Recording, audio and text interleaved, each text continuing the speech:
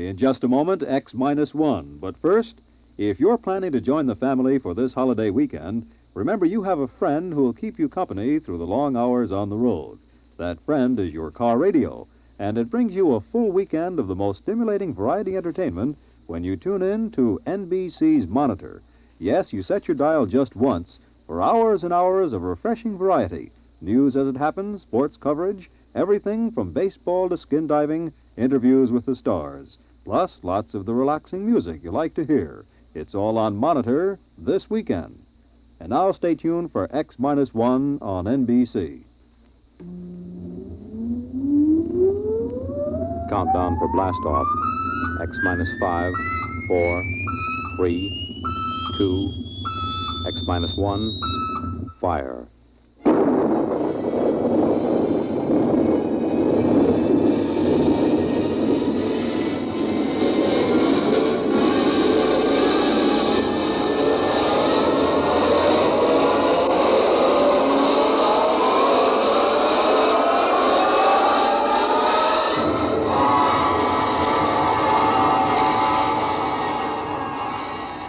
From the far horizons of the unknown come transcribed tales of new dimensions in time and space. These are stories of the future, adventures in which you'll live in a million, could be years, on 1,000 maybe worlds. The National Broadcasting Company, in cooperation with Galaxy Science Fiction Magazine, presents X-1.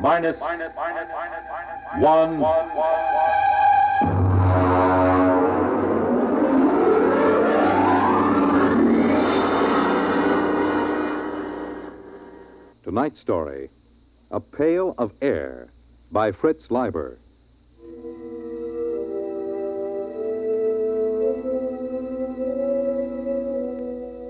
It was pretty quiet in the nest. Pa was just sitting by the fire, staring into it like he does these days, and Ma was asleep. That's why it was so quiet. Ma has some pretty bad times when she just screams and huddles back against the blankets that line the nest. Sis was looking at herself in the mirror that hangs next to the bookshelf. I don't know what she finds to look at so long, but then she's a girl. She just looks at herself. Saturdays, when Pa puts a couple of extra lumps of coal on the fire and we take a bath, she looks at herself in the mirror and sometimes she cries. I dropped the book I was reading, and I guess that woke Ma. Huh? What? What? Pick up the book, Bud. I'm sorry, Pa. It's come back. Hasn't it, Alfred?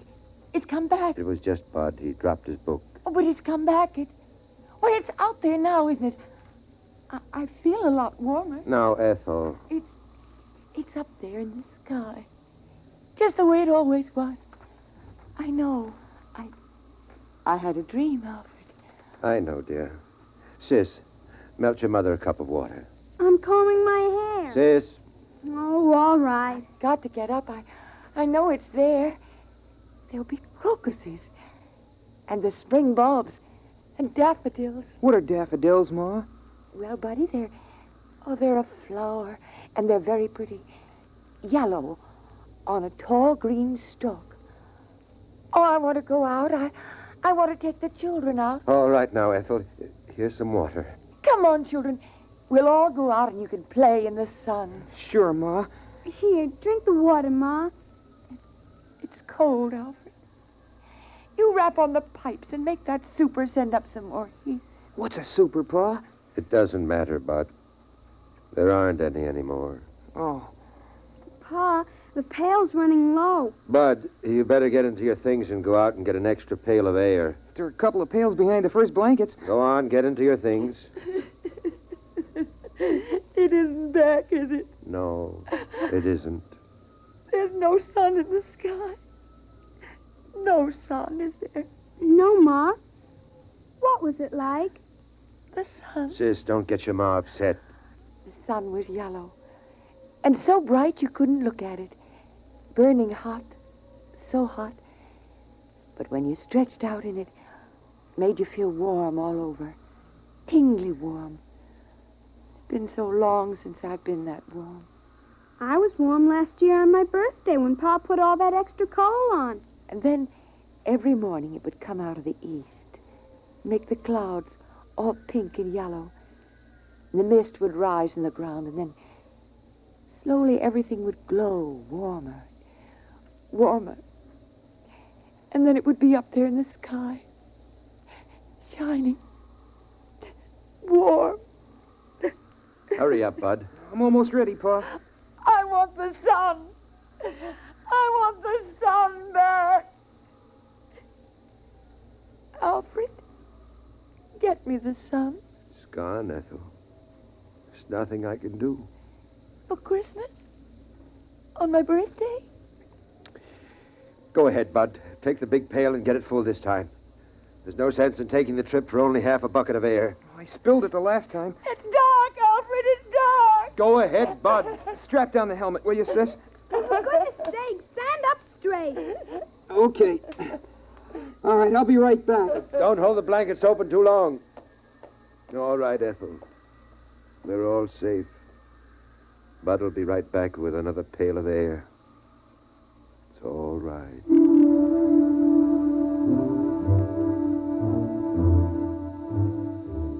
I went through the 30 or so blankets that Pa hung up to slow down the air escaping from the nest.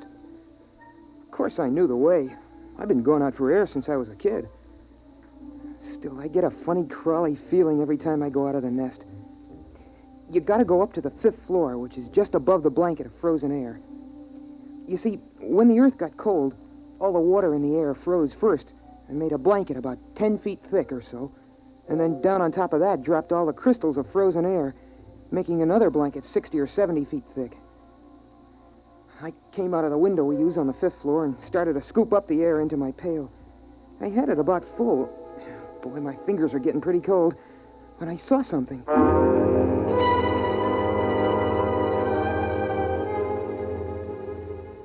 Hey, that's a light. Oh, darn it, I kicked over the bucket. Oh, there can't be a light. Not moving around in a window like that. There can't be. Ma and Pa and Sis are back in the nest. I'm up here, and there can't be anyone else. Everybody on Earth is dead except us.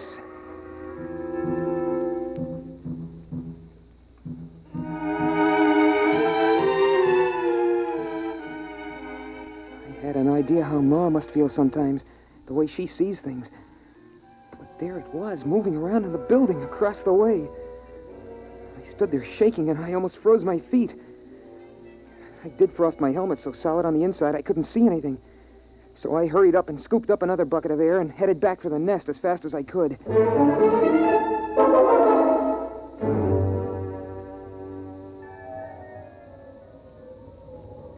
Pa, I saw something. Go on, hang those outside clothes up by the fire. Phew. Pa, I saw something, I did. Your mother's quiet now. Don't upset her. Pa, it was a light. Wait till I get this air next to the fire. Give me the cloth, Sis. Shall I put another lump of coal on, Pa? No. The oxygen from this bucket will get the fire up when it begins to melt. There. Pa, I'm trying to tell you, I saw something up there. Light. There's lots of lights. Stars. I know what stars look like, Dopey. They're big, steady white lights in the sky. This was down here in a building. What is it? Alfred, what is it? Nothing, Ethel. Now, what is this, Bud? Well, first I thought it was a lady, a young lady. I mean it. Like in one of those old magazines. I thought I saw it in a window. But then all I saw was a light. You watched it for some time, son? Long enough for it to pass 5 windows and go to the next floor. And it didn't look like stray electricity? No, Pa, I know what that looks like. Or a star refracted through an icicle? Sometimes if you catch it at the right angle, it... Pa, honest, I never saw anything like it before. All right. I'll go out with you and you show me. No, Alfred. You can't go and leave us alone, not both of you. It's all right. We'll be right back. Here's your helmet, Pa. There's something out there. I've always known there was something out there waiting to get us. Hand me my glove. Something that's part of the cold, hates all warmth, wants to destroy the nest. Been watching us all this time.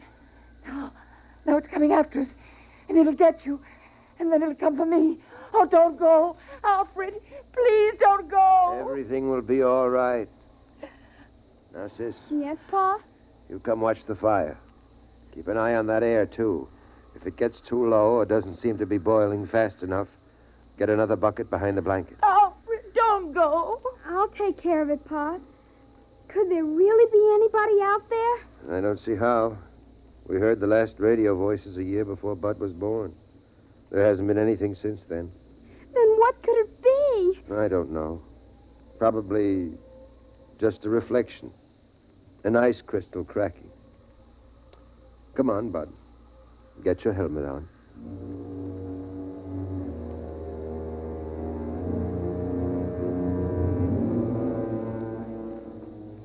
It's funny. When I go out alone, I'm not scared or anything. But when I go out with Pa, I always hang on to his belt like I used to when I was a little kid. Habit, I guess. It's the same no matter what trip we take. On the 5th floor, we stopped to rest just before we went out. We were in the room with the frozen people. The lady sitting looking at the door. The man holding his hands over that funny metal thing Pa calls a radiator. It was like a fire, I guess, but I don't see any place for the cold. We put our helmets together so we could talk. Catch your breath, son. Pa, would it be possible, for any of the frozen people to come to life?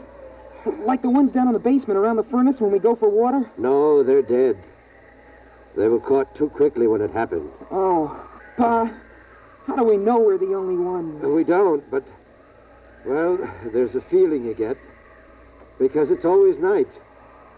There used to be some of that feeling every night in the old days. But the sun chased it away every morning. You wouldn't know about that. You weren't born when the dark star pulled us away from the sun. You wouldn't know unless you'd seen the sun. I've seen the sun. It's that big star at the end of the Big Dipper. I've seen it. It isn't the same. Come on. We're wasting time.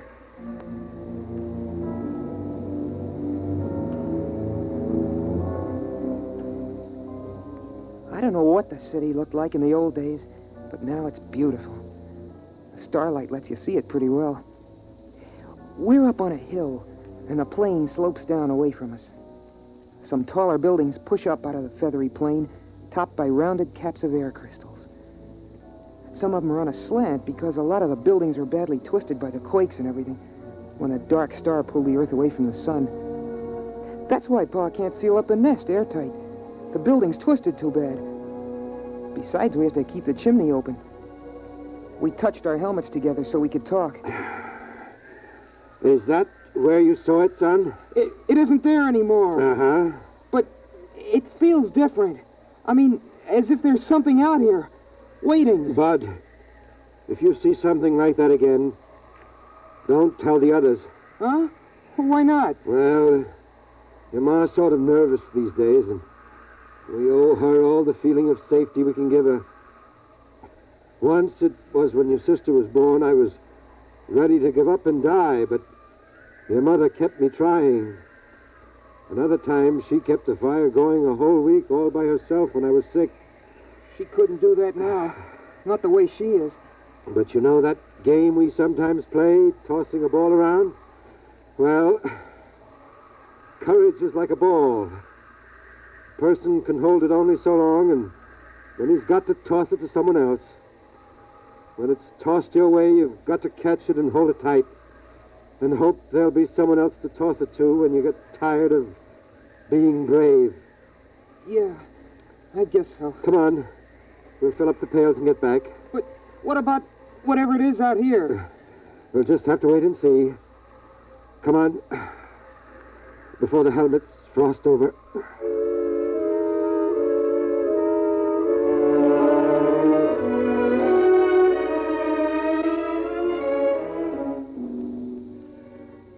It's pretty hard to hide your feelings in the nest. There's just room for the four of us. The blanket overhead just touches when Pa stands up straight. The floor's all covered with thick woolly rugs. Pa says it's inside a much bigger room, but I've never seen the real walls or ceiling. Well, anyway, Pa laughed and kidded about what I'd seen. He said I had an imagination, but we could tell he took it serious. It was Sunday morning by the clocks that Pa kept all wound up on the shelf. So it was time for the story. We all sat around in a circle the way we always do, except I noticed that Pa casually took a hammer from the shelf and put it beside him. I always liked the story. Of course, Sis and I know it by heart by now. I mean, every Sunday since we were kids. But every once in a while, Pa surprises us by telling it a little different, or throwing in some extras. It starts out with a song. Ma used to sing it, but she forgets the words sometimes. And now Pa sings it mostly. Oh, beautiful for spacious skies, for amber waves of grain, thy purple mountain majesties above the fruited plain. Of course, the words don't mean anything. I mean, the skies are spacious enough, but there aren't any waves of grain, and the plain is all covered with a blanket of frozen air. But it's part of the story ceremony, and Pa likes it. He says it reminds him of the old days. After the song, Pa starts the story. In the days of my youth, the sun hung above, golden and warm, and the earth was fruitful and multiplied, and the fields were green, and the day was glorious, and the wind blew across the hilltops, and the air was free and good to breathe.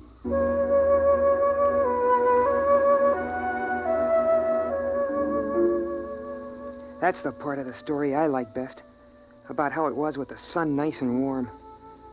It's hard to believe, all those people living without having to worry about cold and air, never waking up sweating and screaming because you dreamed the fire went out. It's impossible to believe, but Pa was a good storyteller, and he made it seem real. And then the dark star came rushing out of space. In the beginning, they tried to keep the news from the people, but when the floods and the earthquake started, the truth came out. At first, they thought the dark star would hit the sun, and then they were afraid it would strike the earth itself. But it didn't. It only came close.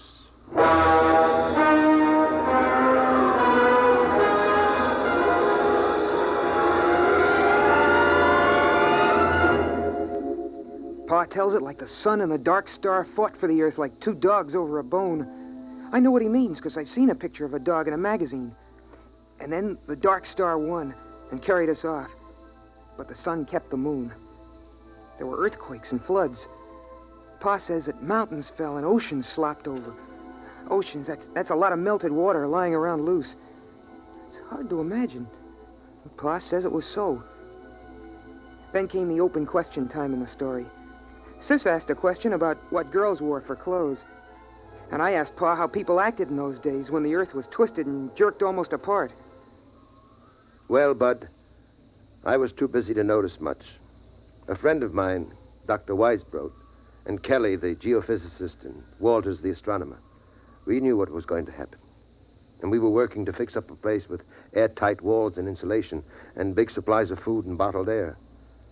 But the place got smashed up in the earthquakes, and they were all killed. So I put the nest together at the last minute in the living room of our apartment. It's a 4-room apartment. You must have seen some of the people, like the frozen ones downstairs. At that time, Bud, I only thought of one thing. Your mother and survival. If I had stopped to think, I wouldn't have even tried to make the nest. It would have seemed ridiculous. Blankets and a coal fire against the cold and vacuum of space. But I didn't think. I survived.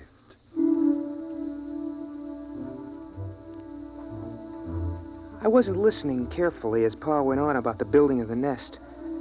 I kept thinking about something else. About that light I'd seen outside. I kept asking myself, what if the frozen people were coming to life? What if they were like the liquid helium that crawls toward heat when it should be frozen solid? What if something were coming from the dark star to get us? Something making the frozen people move, not by themselves. That would fit with what I'd seen. A young lady's face and the moving light. I sat there and shivered.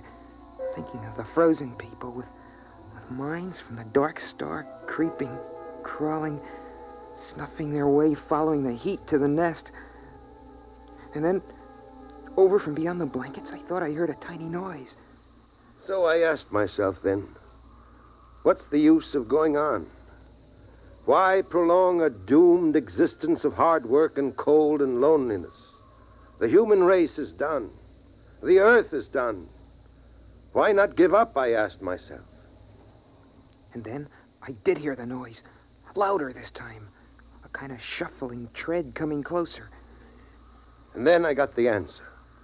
The Earth's always been a lonely place millions of miles from the next planet. And no matter how long the human race might have lived, the end would have come some night. Those things don't matter. What matters is that life is good. There's a lovely texture, like some rich cloth or fur, or the petals of flowers, crocuses, daffodils, or the fire's glow. And that's as true for the last man as the first. Still, those steps kept shuffling closer. Pa was talking, and Ma was dreaming with her eyes closed, and Sis was looking at herself sideways in the mirror. And I was the only one who heard the noise. A noise outside. So right then and there, I told myself that I was going on as if we had all eternity ahead of us.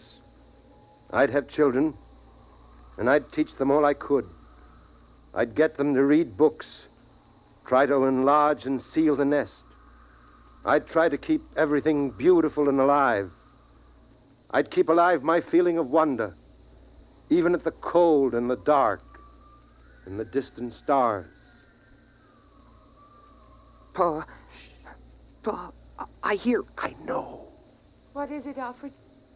What is it? What's going on? Oh, you've got to tell me. Pa, I'm scared. Quiet. But you heard it? Uh-huh. A kind of shuffling, coming toward the nest. Sis, take care of your mother. It's all right, Ma. Lie down. Come on. I'll take the hammer. You take the hatchet. What is it, Pa? What is it? I don't know. Listen. It's closer. Ma, shh. Pa, the blanket is moving. Ready with your axe. Hello? Who's there? Is there somebody in there? Come in. It's all right. They're alive. Alive. Who are you? Alfred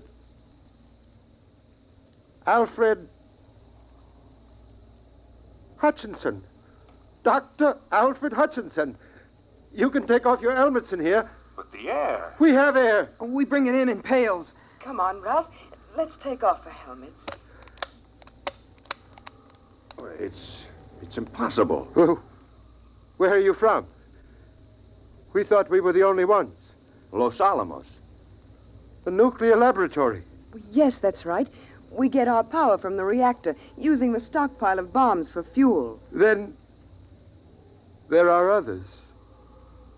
There are other men.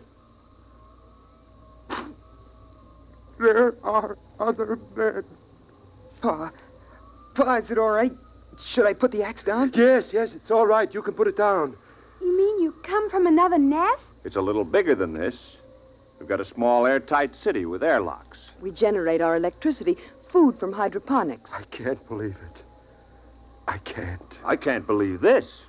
It's impossible. You can't maintain an air supply without hermetic sealing. It's impossible. Oh, no, it's simple. As long as you keep the fire going to melt the air, and enough air boiling to keep the fire burning. How did you come here? Why? Well, we keep scouting around for survivors. There are a number of colonies, Brookhaven, Oak Ridge, and Harwell in England, and the Argonne Laboratory in France. We didn't expect to find anything in this city, though. But our detectors picked up a heat trace, so we tracked it down. Alfred, you're forgetting your manners. We have company. Of course. Sis, throw a handful of coal on the fire. Pa, a whole handful? Doesn't matter now. And Bud, bring out another pail of air. Well, it's incredible. And you have laboratories and transport? We only have a two-seater Scout, but if we rip out the bulkhead to the storage compartment, we can make it all right. We can have you back at Los Alamos in 4 hours. What's the matter? I guess we really hadn't thought about it that way. But, I wouldn't know how to act there. And besides, I haven't any clothes. Just doesn't seem right to let this fire go out. It's been 18 years. Burning every minute. But you can't stay here. Ralph. But after all... Ralph. Oh. Look, Dr. Hutchinson, we'll go out to the ship and bring back a small power heater. I know this is very sudden and upsetting to you. You need a chance to adjust.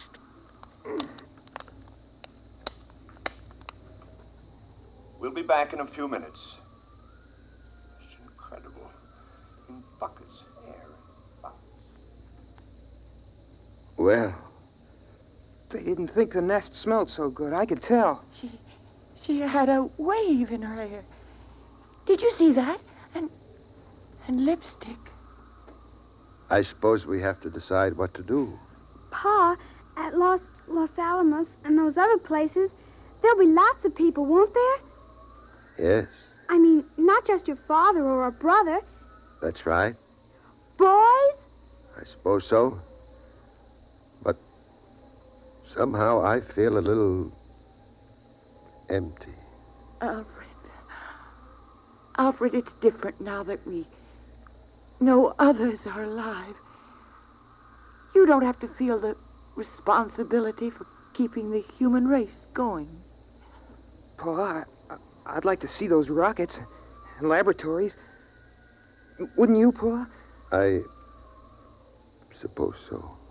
It won't be easy leaving the nest.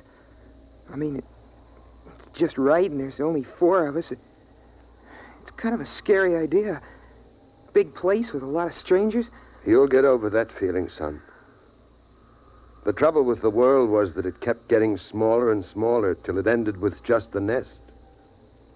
Now it'll be good to have a real, huge world again.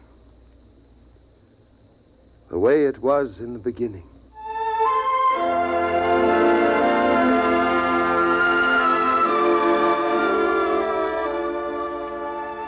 And so, we're gonna leave the nest in the morning. By Pa's clocks. We've got the power heater going now. Seems funny to be this warm when it isn't Christmas or somebody's birthday. But still, it's hard for me to realize that this is the last time I'll go out of the nest, through all the blankets, to get a pail of air.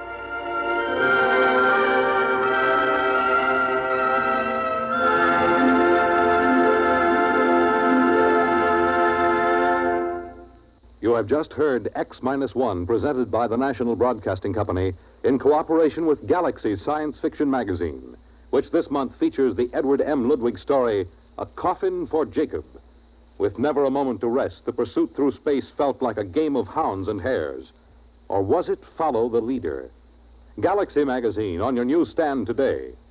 Tonight, by transcription, X-1 has brought you A Pail of Air, a story from the pages of Galaxy written by Fritz Leiber and adapted for radio by George Lefferts.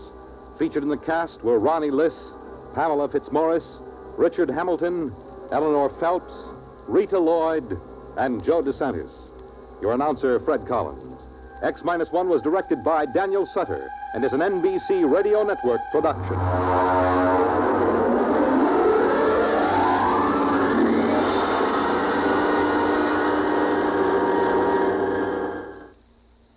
Now, an important announcement for the listeners of X-1. Beginning next week, X-1 will be heard over most of these stations at a new time, Tuesdays at 8:30 to 9 p.m. Eastern Standard Time. Don't forget, listen next Tuesday from 8:30 to 9 p.m. for X-1. Monitor takes you everywhere this weekend on the NBC Radio Network.